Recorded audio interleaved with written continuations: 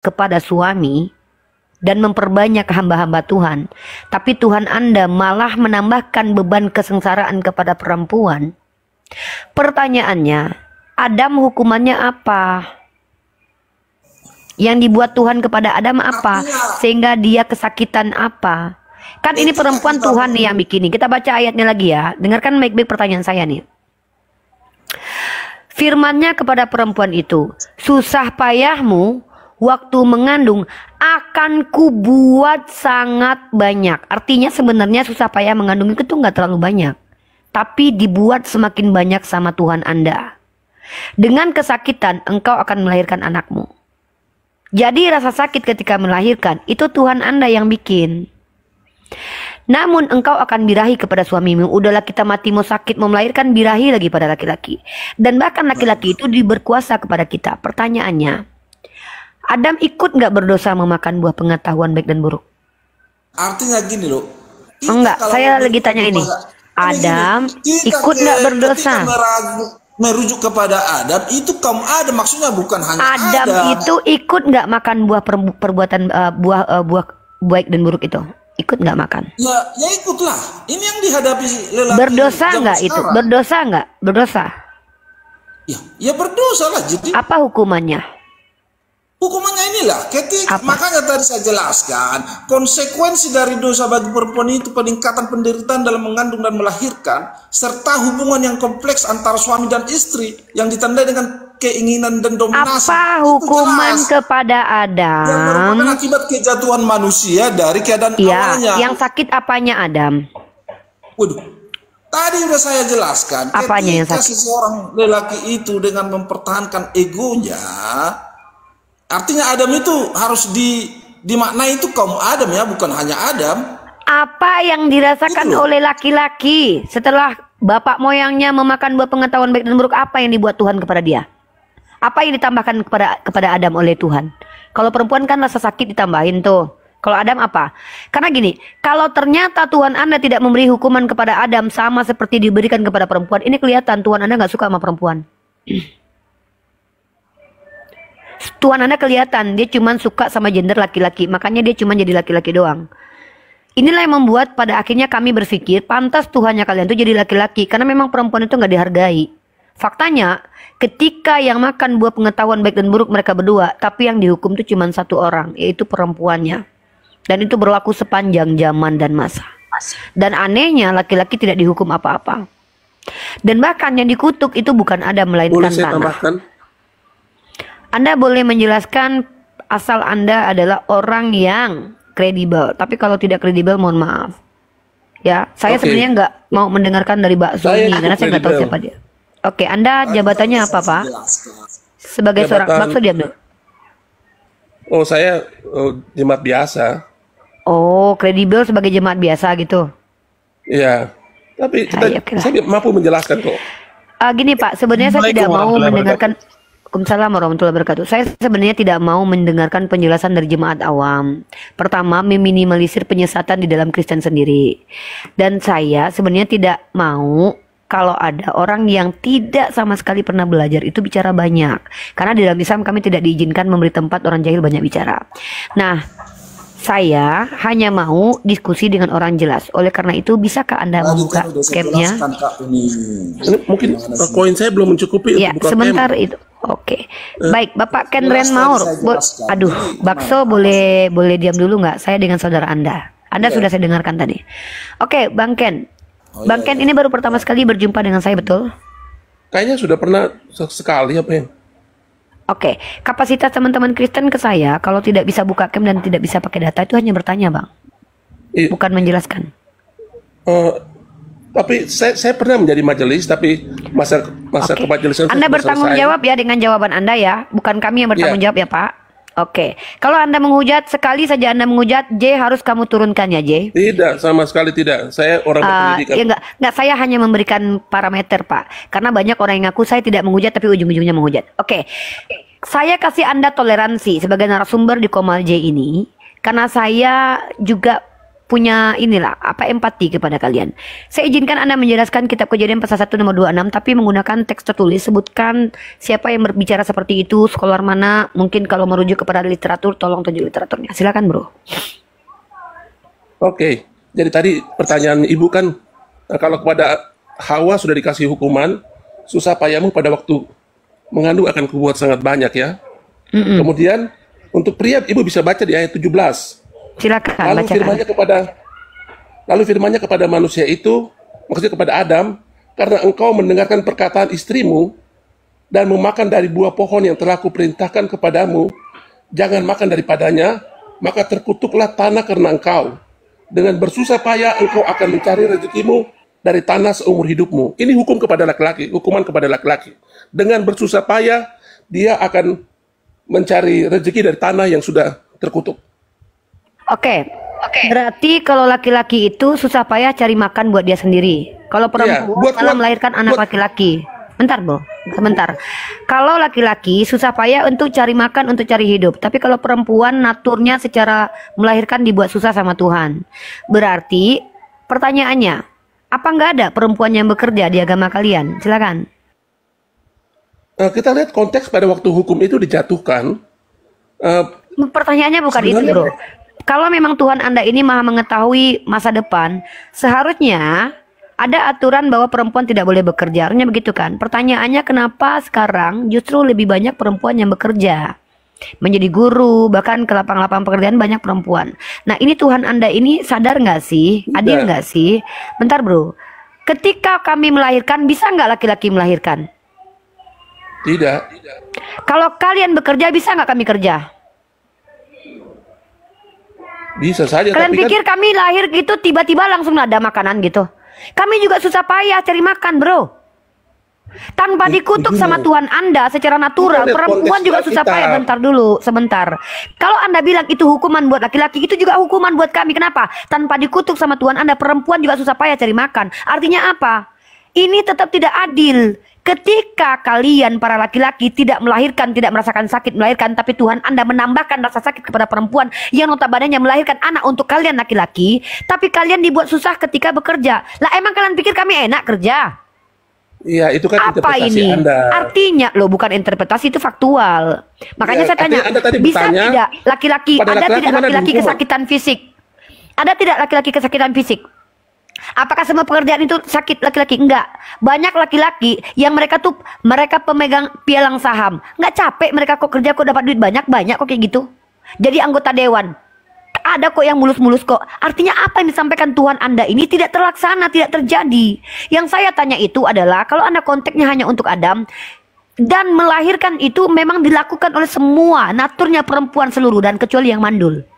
Maka bentuk ketidakadilan Tuhan Anda itu menambahkan rasa sakit kepada kami ketika melahirkan yang notabanenya itu natur kami, tapi memberikan kesakitan kepada pria ketika mencari makan, dan itu pun dilakukan oleh perempuan. Ini yang dikatakan sebagai agama adil kepada perempuan. Keadilan Tuhan itu bukan keadilan manusia. Apa yang Anda apa yang definisi? Oke, Anda jelaskan ke saya. Jelaskan kepada saya dulu sebelum bicara tentang. Ya, saya tidak mau kemana-mana. Kan sudah saya bilang, kalau Anda jelas pakai literasi, saya nggak potong. Anda ini bicara nggak pakai literatur, Bro. Saya dari tadi minta yang diskusi. Ayat 17 saya pakai literatur. Yang saya minta itu keadilan Tuhan sekarang. Sudah kita sudah beranjak. Sebutkan definisi keadilan Tuhan dalam agama Anda. Ya, saya tunggu. Tidak bisa memprotes otoritas Tuhan. Enggak, saya nggak protes Tuhan Anda kok. Ngapain saya protes Tuhan Anda kok? Tidak adil. Saya sudah menyatakan bahwa menurut saya tidak adil lah. Hukuman. Oke, apa yang disebut dengan adil? Silakan. Loh, karena perempuan sudah dapat susah payahmu pada waktu mengandung akan kubuat sangat banyak. Ini ayat di ayat 16. Saya tanya apa definisi adil, Bro? Ya ampun, Bro. Makanya saya itu kenapa enggak suka orang nggak buka camp ini diskusi teman-teman? Karena mereka tuh nggak akan pernah berhenti. Makanya saya minta tadi yang ngomong sama saya ini ngerti cara diskusi yang baik. Cara diskusi yang baik itu menjawab pertanyaan, menanggapi pernyataan. Pertanyaan saya adalah definisi keadilan. Silakan dijelaskan. Makanya saya minta buka camp. Pertanyaan Anda awal.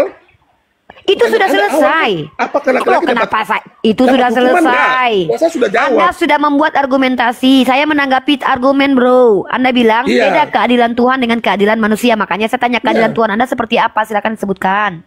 Yang seperti ini, Adam sudah dihukum tanah menjadi terkutuk gara-gara dia, dan dia harus bekerja keras, dan perempuan akan mengalami susah pada saat melahirkan. Itu Ya, apa definisi Allah. adil itu Konsep apa? yang tadi Anda sampaikan itu konsep di luar kebenaran Alkitab. Itu Apa konsep arti pikiran Anda. keadilan itu, bro? Keadilan itu apa maknanya? Silakan. Loh, Anda bisa lihat di kamus, tapi nanti saya ambil di kamus, Anda bilang, oh itu di luar teks. Bro, saya tidak pernah meminta Anda bicara di luar teks atau apapun. Yang penting Anda menunjukkan sisi ilmiah di sini. Makanya saya tadi minta kredibilitas kalau bicara sama saya.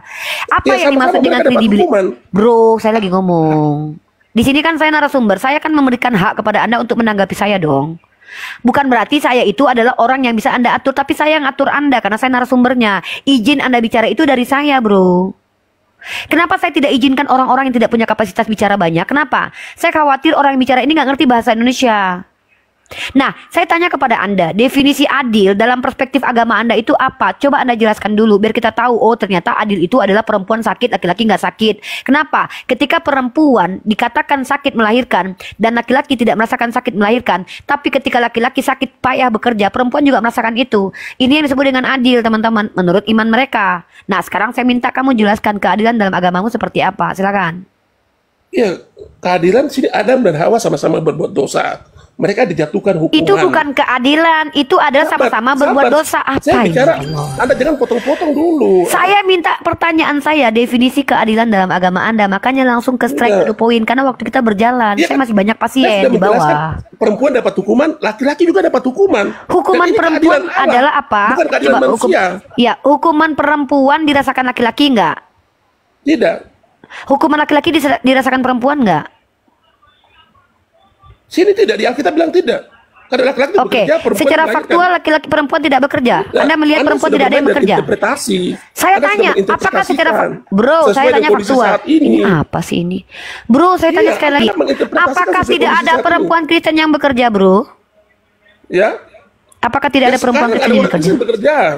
Saya tanya, bro, sekali lagi. Apakah kesulitan bekerja itu hanya dinikmati oleh hanya didapatkan laki-laki, bro? Jujur, bro.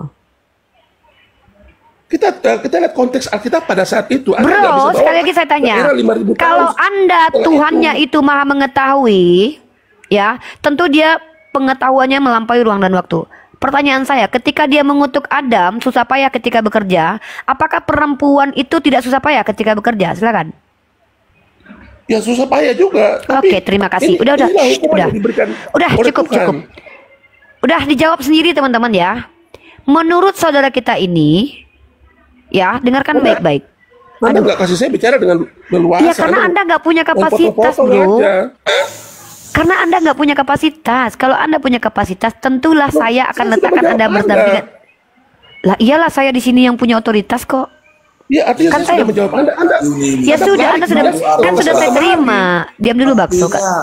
Kan sudah saya terima jawaban Anda. Menurut Anda, sudah Anda akui, hukuman kepada perempuan tidak dirasakan laki-laki, hukuman kepada laki-laki dirasakan sama perempuan. Dan ini dirasakan, kenapa nggak dirasakan? apalah, Bakso. Bakso, kamu pernah melahirkan, Bakso ya? Pernah melahirkan nggak? Ya, istri kita melahirkan. Kamu pernah melahirkan nggak? Saya nggak nanya istri kamu, saya tanya, kamu pernah melahirkan nggak? Tahu rasa sakit nggak melahirkan? Itu suatu kesatuan yang tidak dapat Saya dipisahkan. tanya sekali lagi, kamu pernah nggak merasakan melahirkan, Iya, kau Bakso? jangan ngerocos saja kerjamu. Ya udah Orang tinggal turun aja kan, nggak usah lama ngapain di sini. Teman-teman perhatikan ya, ternyata Kau terlalu ego. enggak, saya terlalu tegas, bukan ego, tapi terlalu tegas. Saya nggak mau membodoh-bodohi umat. Teman-teman, aduh, Ken belum selesai. Kan ini saya membuat konklusi dari diskusi kita. Konklusinya gini, teman-teman yang saya dengarkan. Silakan kamu nanti kamu tanggapi nanti, Ken. Saya kan cuma bikin konklusi. Saudara kita Ken sudah Hal yang sama mengakui. kan ada dalam Islam juga. Ya Allah ya Robbi, Ken. Nggak ada di Islam kutuk mengutuk gitu. Melahirkan itu bukan kutukan. Malah kalau ada perempuan yang meninggal ketika melahirkan, dia jihad fisabilillah. Diam dulu ya, Ken. Bahkan rasa sakit itu mengampuni dosa, menggugurkan dosa. Sorry ya Ken ya, kita beda agama ya, dan kita beda paradigma. Jangan sama-samakan lah, nggak mau aku najis banget disama-samain. Teman-teman perhatikan ya, menurut saudara kita Ken, bahwa memang ternyata di agama Kristen itu keadilannya begini. Kalau apa hukuman kepada perempuan tidak dirasakan oleh laki-laki, ternyata hukuman kepada laki-laki dirasakan oleh perempuan. Itu keadilan di agama mereka. Paham ya? Mulai paham kan teman-teman? Aduh Ken. Multi interpretasi itu. Itu bukan interpretasi. Kan itu yang kamu bilang tadi. Kan saya sudah tanya sama kamu tadi. Anda membawa konteks ini keluar dari Alkitab. Anda ambil konteks apa?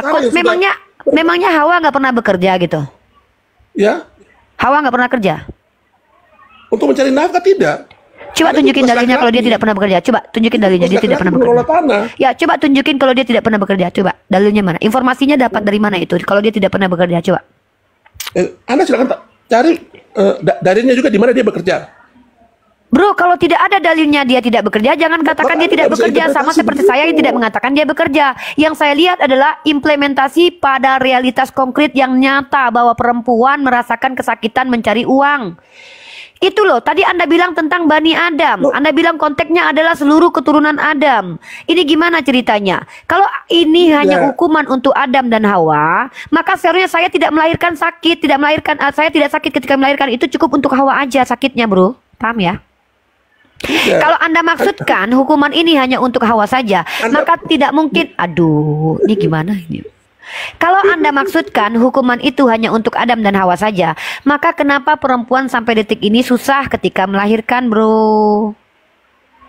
Iya, itu hukuman dosa dari Adam. Nah, artinya kan ke seluruh keturunan Adam dan Hawa kan kena imbasnya kan, bro? Iya. Nah, pertanyaannya, imbas hukuman kepada Adam yang susah payah mencari nafkah, dirasakan perempuan nggak, bro? Sekarang, bro, jujur, bro. Sulit jujur ya, bro. Sulit jujur ya, bro. Ya udah, silakan jujur, bro. Apakah perempuan cari kerja itu enak-enak, mantap-mantap, bro? Tidak, bukan. Ya udah. Pertanyaan lagi, apa artinya ini? Kewajiban utama Anda mau bicara konteks? Coba gini deh. Anda dari tadi bicara konteks. Udah, jelasin konteksnya. Saya tunggu. Uni, ya ini kan konteksnya susah payahmu pada yang Uni bicarakan dengan yang dia mau bicarakan itu tidak sinkron. Ya nggak sinkron, makanya Uni tanya apa yang disebut dia kontak-kontak. Iya. Naikkan dek, aku dulu satu lagi dek buat ngomong dek. Iya, jadi susah. Anda tadi katakan bahwa jangan bawa kawan-kawan dikencangkan. Anda tadi katakan harus punya dasar dalil. Nah, Anda pakai sesuatu yang di luar ayat Alkitab. Apa ini, bro? Saya bicara tentang faktual kutukan Tuhan Anda. Ya, iya. Kutukan Tuhan Anda itu kepada perempuan. Faktanya perempuan saat ini kalau melahirkan susah nggak, bro? Ya susah karena ini artinya kutukan Tuhan Anda berlaku kan sampai detik ini? Iya berlaku, ya. Nah, ketika laki-laki dikatakan susah payah cari uang, apakah hanya laki-laki saja yang susah payah cari uang, bro? Untuk hari ini? Sampai sejak Adam sampai hari ini, bro? Artinya bahwa ini kewajibannya laki-laki. Bro, saya tanya apa? Bro, yang saya tanya ini gini, bro. Coba pahami bahasa Indonesia saya. Pertanyaan saya, apakah hanya laki-laki yang susah payah bekerja, bro? Itu aja pertanyaannya. Iya, sesuai perintah Tuhan di hukuman ini seperti itu. Berarti perempuan nggak ada yang susah kerja gitu. Berarti perempuan itu tidak susah kerjanya. Aduh. Kalau perempuan mau kerja silakan saja. Yang saya tanya itu, bro, laki-laki juga pilihan, bro. Ada kok laki-laki yang nggak mau kerja kok. Ini gimana ini? Kalau cuma pilihan, laki-laki juga nggak semua kerja, bro. Ada kok laki-laki yang nggak pernah kerja kok. Iya, karena Anda membawa itu. Saya lagi nanya, apakah hukuman Tuhan Anda itu secara berkesinambungan terjadi kepada perempuan, yaitu sakit melahirkan? Terjadi nggak sampai detik ini? Iya. Nah, kalau Tuhan mengutuk laki-laki susah payah cari kerja, terjadi nggak sampai detik ini? Ya. Terjadi nggak kutukan Tuhan Anda kepada Bani Adam bahwa laki-laki itu semuanya susah payah ketika kerja? Terjadi nggak? Sampai saat ini, iya bekerja, tapi nggak semua sakit, bro. Ada yang pialang saham, ada yang jadi anggota dewan dapat duit banyak, nggak sakit, nggak semua jadi petani, bro.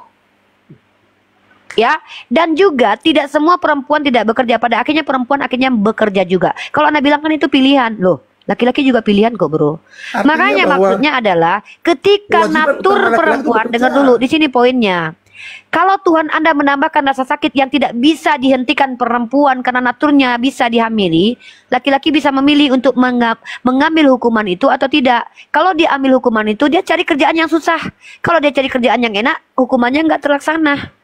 Banyak kok laki-laki yang kerjanya enak kok. Kok kayak gitu? Saya ngerti nggak bahasa saya? Anda sudah memberi interpretasi terhadap ayat ini. Bukan interpretasi tentang ayat ini, tapi faktualnya yang saya bicarakan. Fakta kenyataannya. Artinya Tuhan Anda ini ketika bicara nggak terrealisasi, bro. Ngerti nggak? Alias ngau.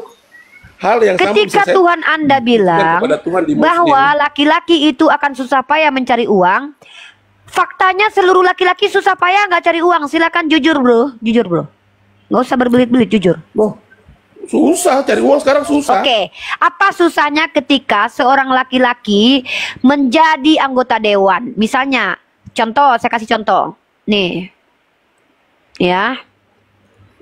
Oke, ini nih. Susah payahnya gimana nih? Mau cari cangkul tanah, nggak pernah cangkul tanah dia ya?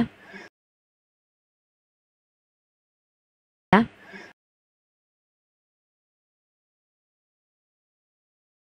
Ya.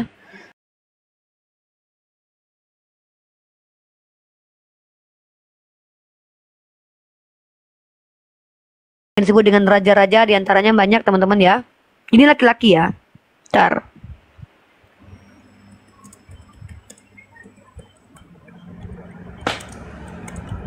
Contohnya adalah suaminya Nia Ramadhani. Anaknya Pak Abu Rizal Bakri. Memang keluarganya udah kaya. Dan kita banyak menyaksikan laki-laki yang kerjanya enak kok. Maksudnya tidak susah payah sampai mati-matian gitu seperti perempuan. Sementara perempuan ini memiliki kekuatan yang berbeda dengan laki-laki. Ada laki-laki yang kerjanya itu kalau tidak salah tuh pialang saham tuh. Dia cuma menggunakan cara berpikirnya untuk memenangkan saham. Banyak Robert T. Kiyosaki contohnya teman-teman ya. Nah, ternyata apa yang dikutukan oleh Tuhan yang umat Kristen kepada laki-laki itu tidak semua terjadi sempurna. Begitu juga kutukan kepada perempuan. Perempuan mandul nggak dapat hukuman teman-teman karena dia nggak punya anak. Nah, yang kasihan ini perempuan yang bisa beranak ini teman-teman. Sakitnya ditambahi Tuhan, tapi dia juga bekerja menafkahi keluarganya teman-teman. Dan lucunya, teman-teman Kristen ini mengatakan itu adil. Sakit melahirkan tidak pernah dirasakan laki-laki, tapi sakit mencari nafkah dirasakan perempuan. Menurut saudara kita Ken, ini bentuk keadilan Tuhan. Makanya saya katakan, perempuan ini seolah-olah menjadi kemarahan Tuhan. Dan fakta dalam kitab kalian bahwa perempuan selalu menjadi kemarahan Tuhan adalah dengan diambilnya istri-istri Daud, ketika Daud berzina mengambil istri orang, yang diambil istri-istrinya untuk ditiduri oleh orang lain di siang hari. Lagi-lagi istri jadi korban. Begitu juga dalam kitab mereka dituliskan, perempuan-perempuan seorang anak yang boleh digauli untuk menyelamatkan suatu kaum yang diperintahkan oleh Lut. Kalau Tuhan kalian Tuhan yang berperi kemanusiaan, mudah kan bagi Tuhan kalian turun ke bawah mengatakan itu nggak boleh dilakukan. Tapi apa yang terjadi? Justru itu menjadi kitab suci kalian. Makanya saya katakan, kenapa perempuan di dalam iman Kristen sangat rendah bahkan dikatakan najis. Kita melahirkan, baru setelah melahirkan kita dikatakan najis. Ini Tuhan kalian kok yang katakan, bukan Tuhan saya. Tuhan saya tidak pernah memberikan hukum seperti ini. Nauzubillah min zalik. Nambah itu data kenapa, Imamat 21 nomor 14. Ya banyak Bang, banyak. Imamat Saya masih 21 nomor. Bang Ali sabar, saya masih punya 1, 2, 3, 4, 5, 6, 7, 8 ayat lagi loh. Saya baru bahas 2, 3 ayat loh. Ya. Jadi Silakan. saya belum mengeluarkan semua ayat dalam kitab ya, orang Kristen ini. Jadi maksudnya saya bawakan ayat ini, saya ingin menunjukkan kepada kalian semuanya, saudara-saudaraku. Kalau memang agama kalian menjunjung tinggi wanita, kenapa 160 tahun perempuan dibunuh karena dituduh penyihir? Dan kalian tahu nggak ayatnya ada dalam kitab kalian? Perintah membunuh penyihir itu ada di kitab kalian. Dan kalian tahu korbannya berapa orang? 60 ribu. 60 ribuan orang wanita di abad ke-8 dulu ya, dibun-bun sama patriark-patriark gereja karena dituduh penyihir. Kenapa agama kalian ini banyak sekali menyakiti perempuan? Perempuan dikatakan berdosa oleh Paulus. Perempuan tidak diizinkan mengajar. Sementara kami yang memberikan kalian anak. Tapi ketika kami berikan kalian anak, kalian nikmati tubuh perempuan. Tuhan kalian lahir dari janin, menjadi janin dari seorang perempuan. Tapi ketika dia melahirkan, justru dia dikatakan najis. Islam tidak mengajarkan perempuan jadi najis, tapi apa yang keluar dari tubuhnya yang najis. Makanya ketika Rasulullah SAW istrinya datang bulan, dia boleh tetap memeluk dan mencium istrinya. Bagaimana dalam iman kalian di Yahudi?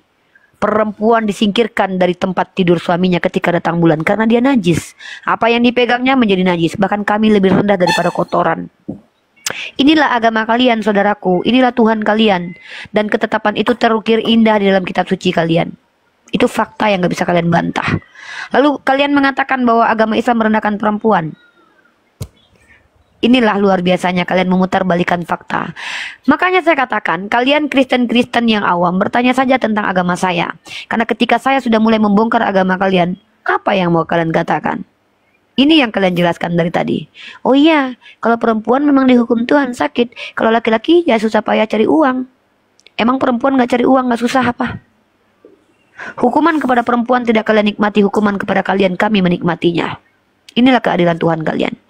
Ya, dan saya akan tunjukkan lagi beberapa ayat, tapi saya minta kalian untuk bertanya saja yang awam. Saya tidak terima orang-orang yang tidak berilmu menjelaskan sebenarnya. Itu kenapa saya minta syarat untuk kalian boleh menjelaskan itu buka cam dan tunjukkan data. Tapi kalau kalian itu hanya orang awam, saya minta kalian bertanya saja. Kenapa? Saya sudah 6 tahun mempelajari kitab kalian. Saya paham konteks kitab kalian itu. Jadi jangan ajarkan saya kontak ya. Saya baca itu menggunakan paradigma agama kalian kok. Saya tahu apa maksudnya itu. Secara teologis, secara filosofis, bahkan alegori yang kalian bawa-bawa itu. Saya belajar kok. Jadi tolong kalian bertanya saja. Karena ketika kalian tidak punya kapasitas menjelaskan di hadapan saya tidak mau merendahkan kalian sebagai manusia. Ini ditonton oleh banyak orang. Ini akan menjadi legasi 5 tahun, 10 tahun akan datang kalian akan ditonton. Beginikah cara kalian menjelaskan agama kalian? Kalian katakan, oh iya adil. Apa yang dialami perempuan tidak dialami laki-laki, tapi apa yang dialami laki-laki dialami perempuan, dan itu adalah keadilan Tuhan. Mau dibawa kemana agama kalian ini? Ya, makanya saya katakan, silahkan kalian bertanya saja. Ketika kalian menjelaskan iman kalian, hanya akan menjerumuskan agama kalian ke titik yang paling dalam, kenistaan yang Jadi saya boleh bertanya nih. Memang hak kalian yang awam cuma bertanya, Bang. Ciri-ciri kalian awam itu kalian tidak bisa buka cam, dan kalian tidak pernah menunjukkan data kalau bicara. Itu ciri-ciri awam bagi saya. Saya karena koin saya belum cukup untuk buka cam. Itu bukan masalah kami. Oke, berarti saya boleh bertanya tentang agama Islam ya? Ya memang kalian diberikan hak bertanya saja sebenarnya dari tadi, Bang. Oke. Makanya saya halang-halangi Anda untuk menjelaskan karena Anda nggak punya kapasitas. Ya, oke. Silakan. Sekarang saya mau bertanya. Nah, Al-Fatihah ini kalau kita baca, kalau dalam konteks pola yang ada, maka ini adalah doa dari Allah Subhanahu wa Ta'ala. Yaitu tunjukilah kami jalan yang lurus, terus segala puji bagi Allah Tuhan seluruh alam. Jadi kalau kita mengatakan bahwa ini doa dari Allah, artinya karena ini firman Allah, maka akan terasa asing. Kenapa Tuhan Tuhan Allah ST masih minta petunjuk jalan yang lurus? Maka atau dengan ayat 1 dikatakan dengan nama Allah yang Maha Pengasih, Maha Penyayang. Allah yang mana lagi yang diatasnamakan oleh Allah ini yang Maha Pengasih dan Maha Penyayang. Nah, kalau kita bilang kepada umat muslim, Bang, itu Anda itu bertanya, Bang, bukan curhat. Bertanya. Iya, saya bertanya ini. Ini firman Allah. Silakan, saya tunggu nih. Firman Allah. Oke. Coba jelaskan. Kenapa Ya, firman Allah mengatakan tunjukilah zaman yang lurus? Tunjukkan kami jalan yang lurus. Allah tidak minta petunjuk. Allah mengajarkan kami untuk minta petunjuk. Iya, mana dia pengajaran? Ini kan langsung tanpa kata kul atau katakanlah. Tanpa katakanlah. Ya kenapa? Kan kami tahu kalau itu adalah firman Allah yang harus kami ulangi. Kami kan nggak bodoh-bodoh banget. Nabi Muhammad juga nggak bodoh-bodoh banget. Tunjukilah kami jalan yang lurus. Iya, perkataan Allah itu untuk kami ikuti. Ya Allah, kami lah satu-satunya. Gimana sih? Ya, dia minta ngerti nggak? Anda ngerti dengan pertanyaan Anda sendiri nggak sih? Iya, saya mengerti sekali. Apa pertanyaan Anda? Loh, ini terkesan bahwa ini doanya Allah SCT. Itu kan menurut Anda.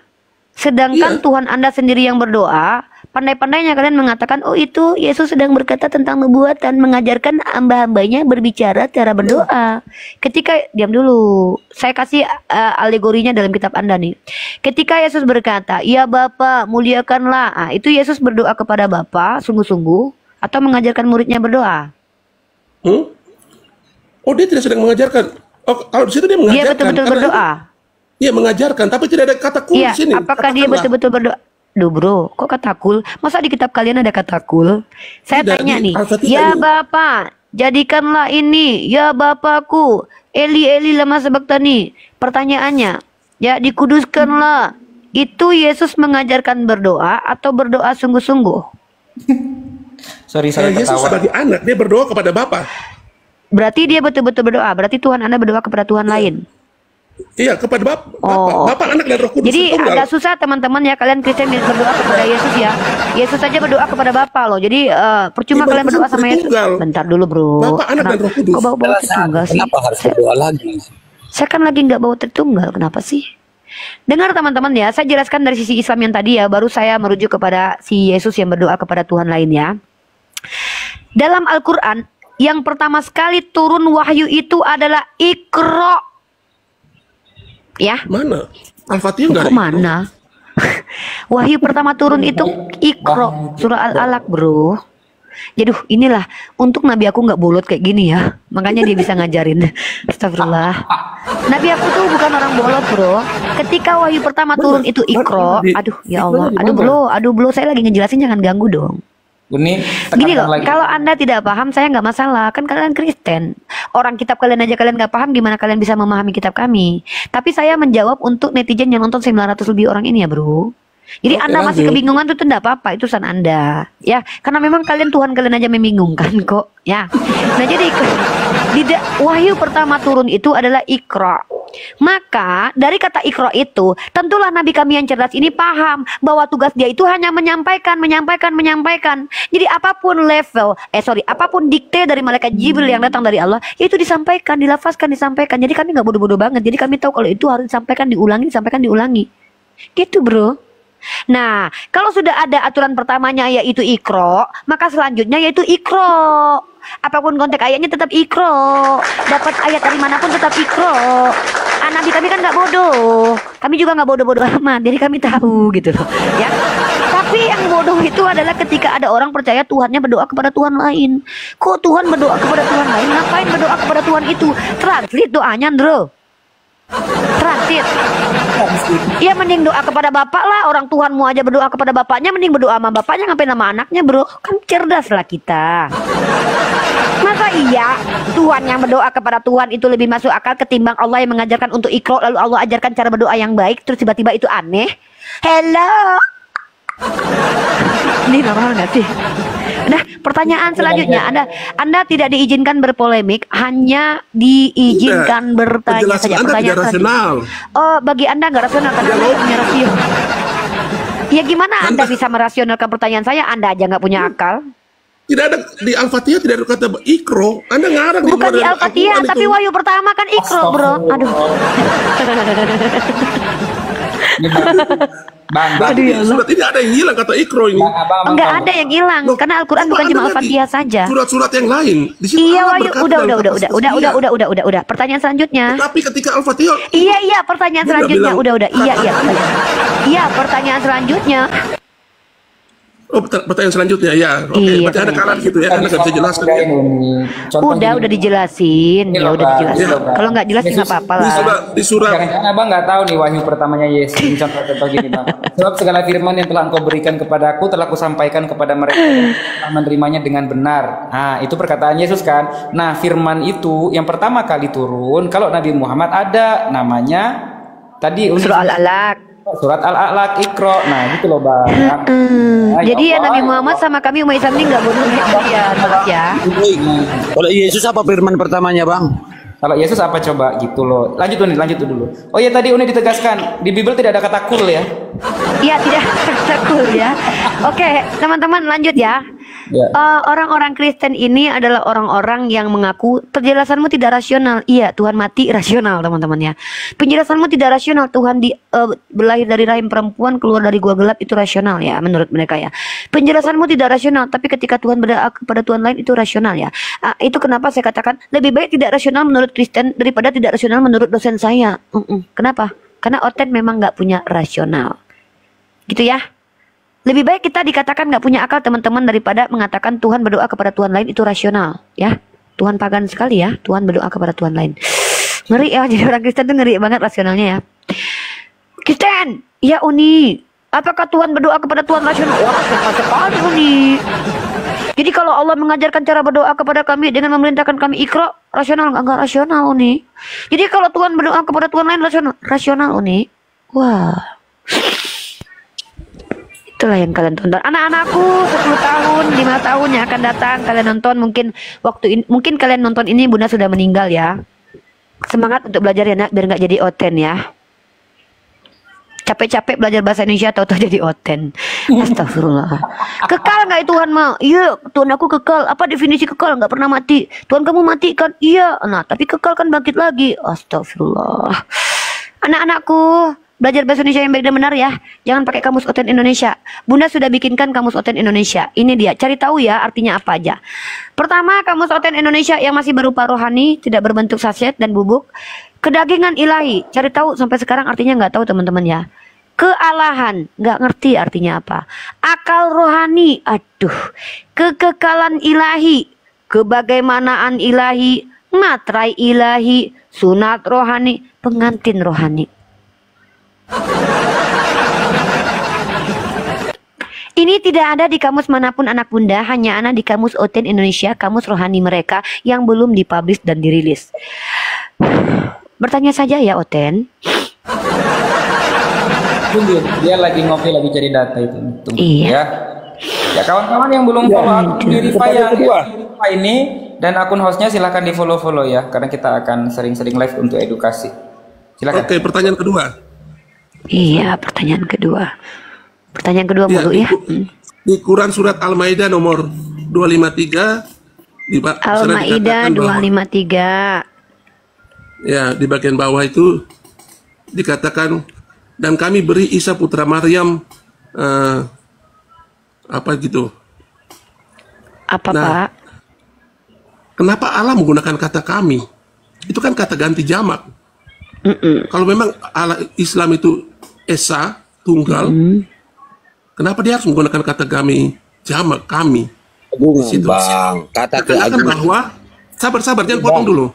Dengar dulu. Kamu bahasa Batak ada nggak? Jangan potong dulu, saya masih bertanya. Iya, saya bawa literasinya kita ke bahasa Batak dulu. Kami, hudud on hami, punya waktu menjelaskan. Sabar. Nah, apakah aku mengatakan hami itu jamak? Jangan potong. Kamu makanya literasinya aku bawa ke dalam pemahaman kamu. Biar diselesaikan dulu, silakan Bang. Ya, jangan potong-potong begitu. Anda bicara tadi saya tidak ini bantah. Iya Bang, iya silakan. Kalau memang Allah SWT itu tunggal, Esa, kenapa dia menggunakan kata kami yang adalah kata ganti jamak, kata ganti orang atau pribadi yang jamak? Kenapa tidak saja menggunakan kata saya atau aku?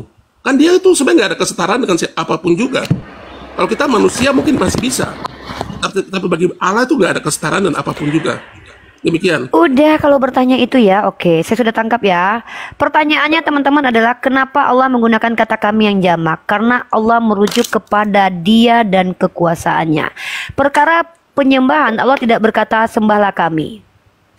Innani anallahu la ilaha illa ana fa'budni. Tidak ada kata kami, tidak ada sembah kami, tapi sembahlah aku. Tapi kenapa Allah mengatakan kami, karena ketika Allah melakukan apa yang Dia kehendaki, melibatkan kekuasaannya. Contoh, Bismillahirrahmanirrahim. Inna nahnu nazalna dzikra wa inna lahu lahafizun. Kata Allah, kami yang turunkan Al-Quran dan kami yang menjaganya. Faktanya memang yang menurunkan Al-Quran bukan Allah sendiri yang turun. Cek berubah jadi manusia, berbulu dan berkelamin, disunat dari ke-8, terus kasih firmannya enggak. Tapi yang datang adalah malaikat Jibril yang membawa. Nanti kalau Allah bilang aku yang turun membawa Al-Quran, tuh kan Tuhannya turun sendiri kan bawa Al-Quran kan. Nah, maka Al-Quran itu sesuai dengan esensi. Allah yang menurunkan Al-Quran dengan kekuasaannya, mengutus malaikatnya dan menjaganya, membiarkan hafiz Quran menjaga Al-Quran di dalam dadanya. By the way, itu bukan hal yang aneh kok Pak. Mungkin Anda nggak pernah belajar bahasa aja kali ya. Anda mungkin tidak tahu apa yang disebut dengan plural of majesty. Saya tunjukkan data kepada Anda. Ini karena akibat Anda nggak pernah belajar linguistik mungkin, tapi nggak apa-apa lah. Orang-orang awam itu memang gitu. Anda sombong sekali. Enggak, karena Anda nggak ngerti royalwi. Kan saya bilang, loh jangan bilang saya sombong dong kalau saya lebih tahu dari Anda. Buktinya Anda nggak tahu. Saya nggak baca. Loh, bro, sombong itu dalam Islam menolak kebenaran. Di dalam Islam, di dalam Islam ada namanya jamak takzim, atau dalam bahasa Inggrisnya adalah royal we. Ini dalam ahli tata bahasa. Kata kami yang agung juga disebut sebagai bentuk jamak yang agung atau pluralis majestis. Dalam bahasa Latin terlepas dari namanya kata kami yang agung telah digunakan oleh orang-orang selain keluarga kerajaan. Jadi ada raja-raja yang berkata kata kami. Padahal dia nggak banyak, dia cuma satu orang gitu loh. Nih, Raja Inggris Henry II dianggap sebagai orang yang pertama kali menggunakan kata kami yang agung. Ini royal we. Dan ini juga ada dalam kaidah bahasa Ibrani disebut dengan plural of majesty. Sebentar saya tunjukkan literatur dari seorang pengajar bahasa Ibrani, Ibu Rita Wahyu ya. Beruntung Anda masuk ke Komal ini dapat ilmu kan, alhamdulillah dong ya. Tapi kadang orang udah dapat ilmu nggak tahu diri lagi, kata-ngatain saya sombong lagi kadang. Udah dikasih ilmu, aduh, ketawa Pak. Ketawa. Kok gitu sih? Ini Ntar ya. kan diinin dulu nggak usah. Udah dua. Nggak, baru satu kali kan dek. Udah 2 kali.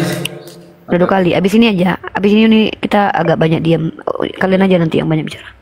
Oke ya.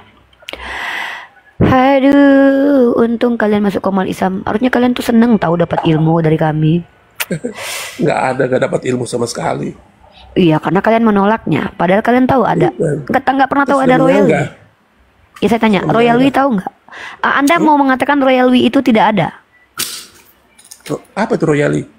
Royal we itu adalah jamak pengagungan dan itu diakui oleh pengajar bahasa Ibrani bernama Ibu Rita Wahyu, bro.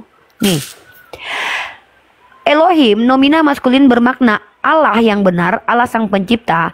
Elohim dalam bentuk plural dari kata Ibrani atau Eloah non singular. Iya, dengar dulu, saya belum selesai. Aduh, kok dipotong? Nah, dan ini adalah bentuk konstruk dari Eloah, Elohim yang ditujukan kepada sang pencipta yang esa. Ini adalah plural of majesty. Apa kata Bu Rita Wahyu menanggapi hal ini? Nah, dalam Jerusalem Talmud ya, karena kata El bermakna kekuatan, Elohim sebagai bentuk jamak keagungan, berarti kekuatan yang lebih tinggi. Dalam hal ini kekuatan Loh, kok hilang? Ya, kena dia bang. Kawan-kawan, aduh.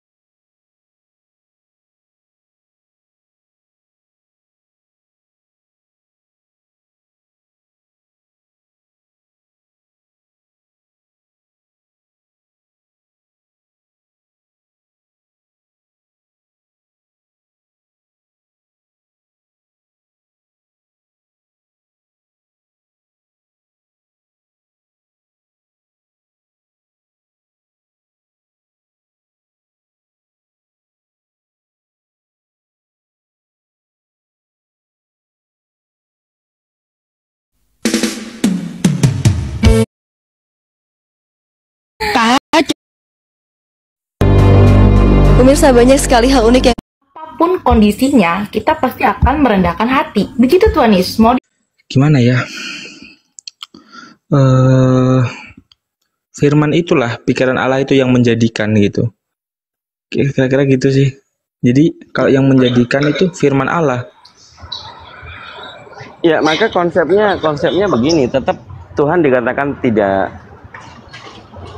mandiri, masih membutuhkan sesuatu yang lain untuk menciptakan. Kan begitu jadinya. Lalu fungsi dikasih teologi itu seperti manusia, Bang. Kalau manusia itu nggak punya pikiran atau kehendak, berarti manusia itu ODGJ. Kalau nggak punya roh, berarti manusia itu mati. Kalau nggak punya jiwa, berarti manusia itu hantu. Jadi harus ada 3 itu. Gitu sih, Bang Lito.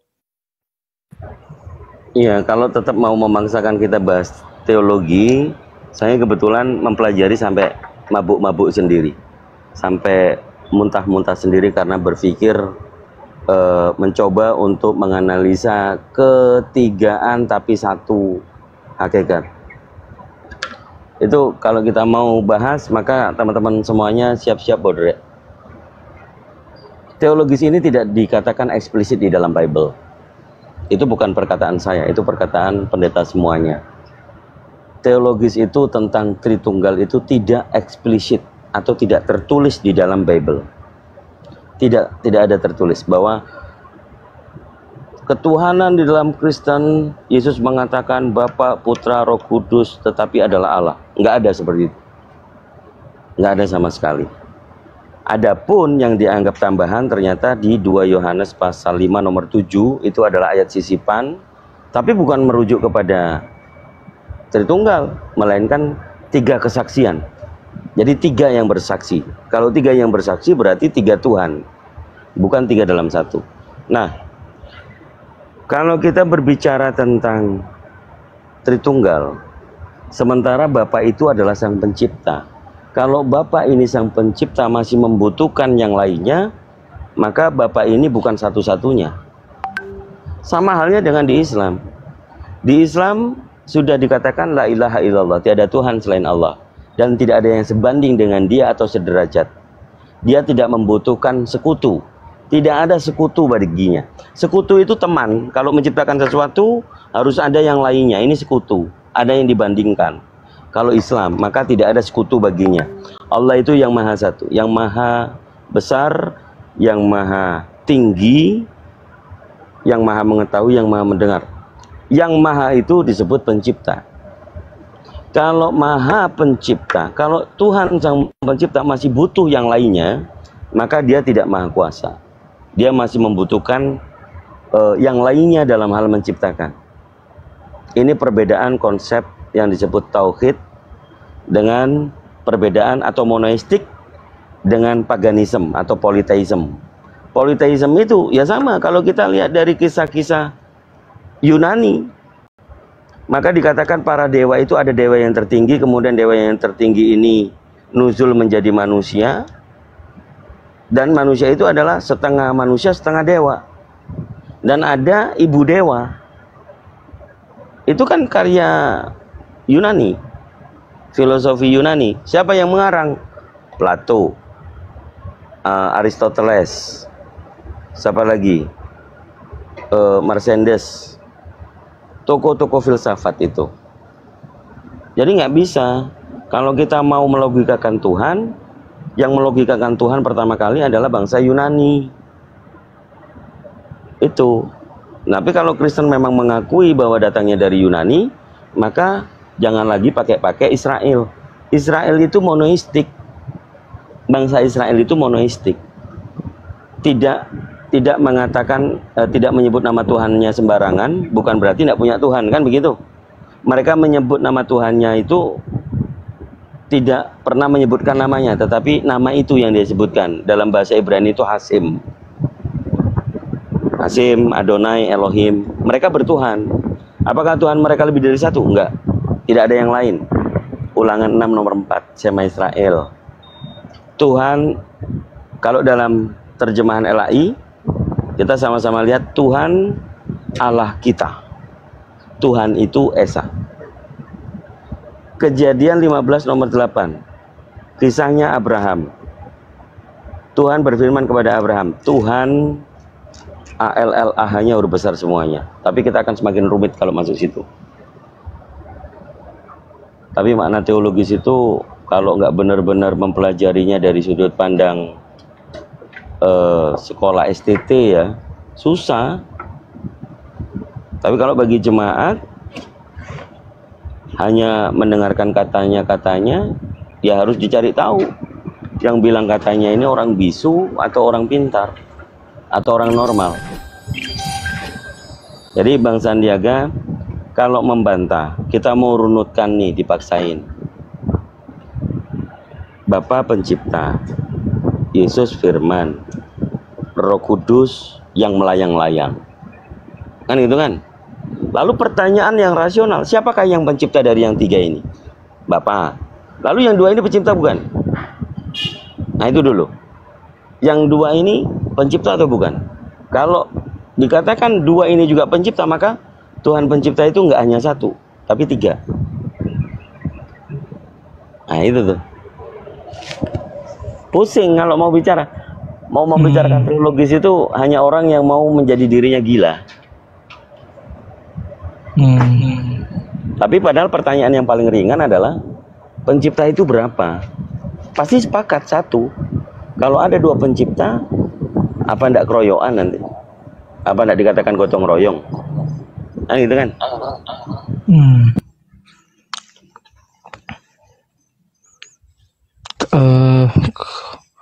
Kemarin aku lihat diri orang-orang yang apologet Kristen tentang apa ya, peristiwa apa yang kalau di Islam itu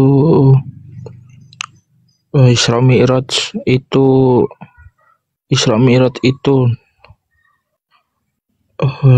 ngikut Zoroaster, Bang. Kira-kira gimana tuh?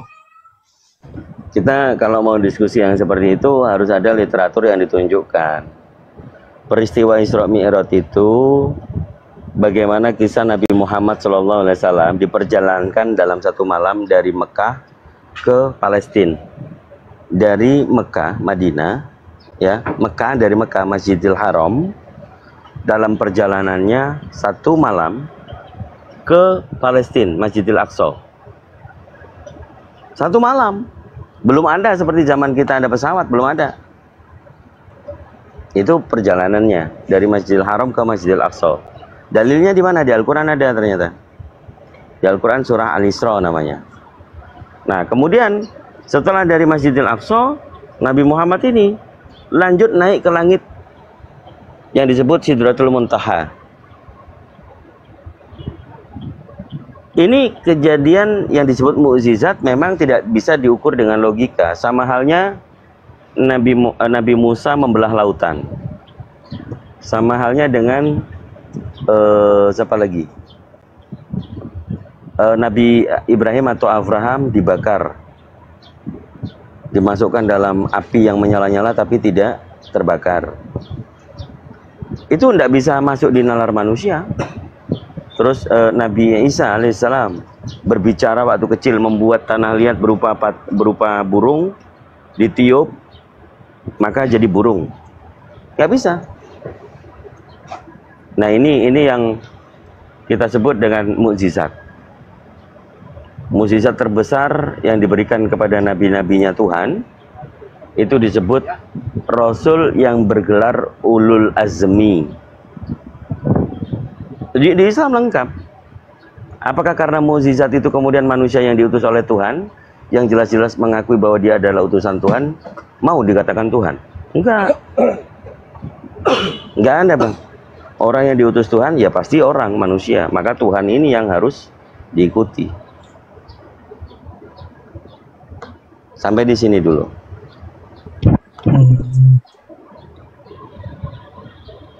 Kalau ada literasi mengambil literasi Zoroaster kemudian dibandingkan dengan kisah Isra Mi'raj, kita perlu tahu datanya. Zoroaster itu tahun kapan?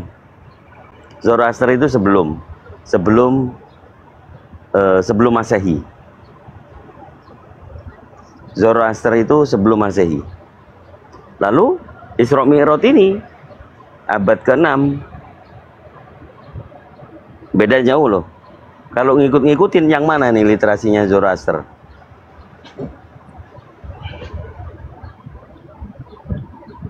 Itu nggak tahu ya, kemarin ada aku dengar katanya nyontek Zoroaster itu. Jadi aku suka tanya-tanya di sini sih karena Bang Arif enak orangnya. Kang itu juga enak kan? Enak sebenarnya. Tapi kalau yang datang menghujat, lebih gak enak kan gitu nih.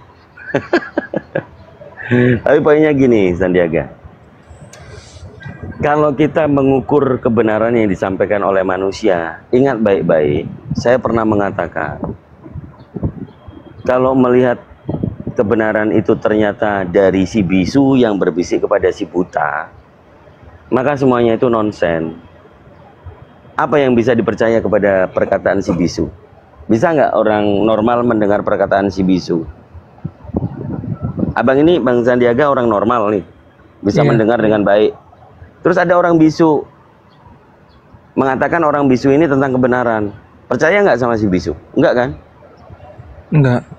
Nah, ini parameter kebenaran itu yang harus diambil. Ternyata kebanyakan manusia yang mengatakan imani saja, dia nggak tahu kalau orang bisu yang membisiki orang buta. Sudah sumbernya dari si bisu, kemudian membisiki si buta. Si buta kan nggak melihat apa-apa. Karena merasakan si bisu ini gitu kan, nggak ada suara yang jelas diterima oleh telinga.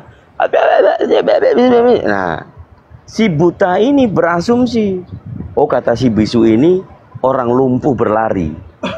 Dia ini sudah buta karena mendengar dari si bisu, dia mengatakan dengan asumsinya orang lumpuh itu berlari. Gambarannya orang yang imani saja tanpa menggunakan akal akan seperti itu enggak? Iya, ya. Nah, itu maksud saya. Syukurlah kalau paham. Jadi yang saya temukan pada saat saya convert to Islam, saya melihat, oh ternyata orang yang meyakini Yesus itu sebagai Tuhan, ternyata mengikuti pengarang yang mengaku bertemu dengan Yesus. Yesus padahal tidak mengatakan Yesus dirinya adalah Tuhan, tetapi orang yang meyakini lebih yakin dari penulisnya kalau Yesus ini Tuhan. Sama kayak begitu. Maka cek lagi berdasarkan akal sehat. Yesus mengatakan Yohanes 4 nomor 22. Kamu menyembah yang tidak kamu kenal. Kami, kata Yesus, menyembah apa yang kami kenal. Berarti Yesus menyembah siapa?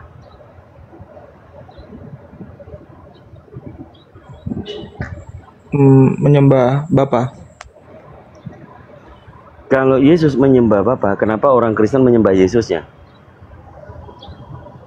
Karena di dalam Matius itu kalau nggak salah dijelaskan segala kuasa telah di langit dan di bumi telah diberikan kepadaku. Itu peristiwa pada waktu yang mengaku Yesus telah bangkit dari kubur, betul? Iya betul. Pada waktu dia masih hidup, dia dicobai oleh iblis. Iblis juga mengatakan, sembahlah aku akan memberikan apa kuasa yang ada di seluruh dunia ini. Di mana tuh Bang? Matius 6 nomor 4. Matius 6. Ya. Matius 6 nomor 4.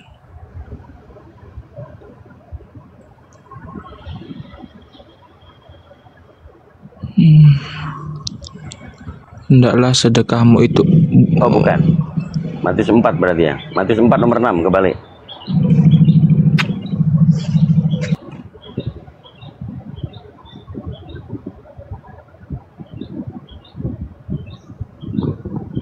Matius 6 nomor 4. Lalu Matius 4 nomor 6. Adanya, jika engkau anak Allah, jatuhkanlah dirimu ke bawah, sebab ada tertulis mengenai engkau, ia akan memerintahkan malaikat-malaikatnya dan mereka akan menentang engkau di atas tangannya, supaya kakimu jangan terantuk kepada batu. Ya, coba dibaca sebelumnya. Ada nggak iblis menjanjikan kuasa seluruh dunia?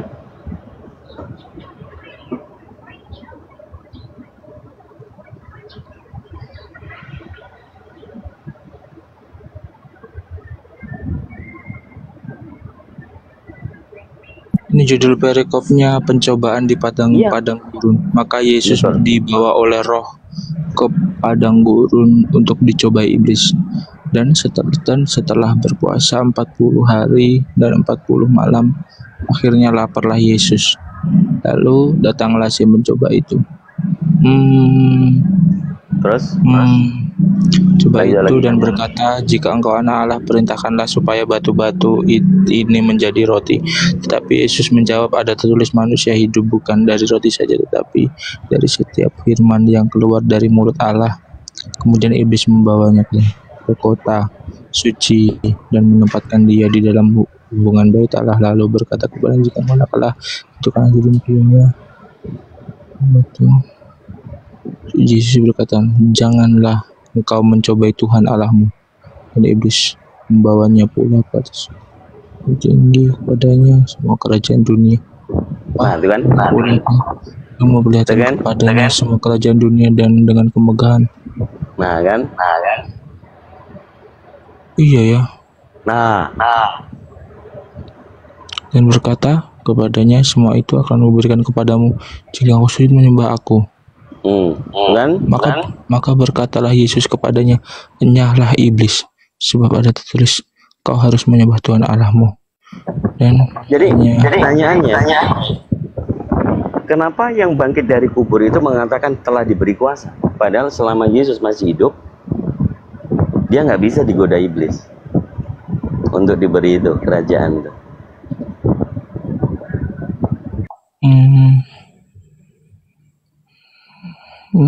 Lalu iblis meninggalkan dia dan lihatlah malaikat-malaikat datang melayani Yesus.